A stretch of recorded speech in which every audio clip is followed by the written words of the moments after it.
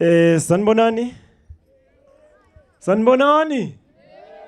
Ngiyajabula kuniva nikhuluma kamnanzi kanjena. Ligama nguSithembiso wakwaMzebele. Ngisuka kwaPhamalat, Lactalis eSwatini. Lekusponsor sethu seKhabana. Siyajabula ukuthi niphelele ngetulu ukuthi nonke nikhona ezibatali. Ngicale ngekubonga kubo coach ngibonge litiko lekudlalisa ibhola eSwatini. Ngibonge nakiso sponsor lesingithumile ukuthi ngibe khona ngitawumelela sona. Bese sengibonga nebanikati balendzawo lekungiwema under 13.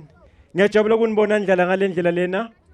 Kuhle kakhulu, so siyabonga. Ngiyacela ukuthi on behalf of sponsor sakaKhabana ukuthi bantu bami nina senbantu bami ningayekeli niqhubeke niticeceshe.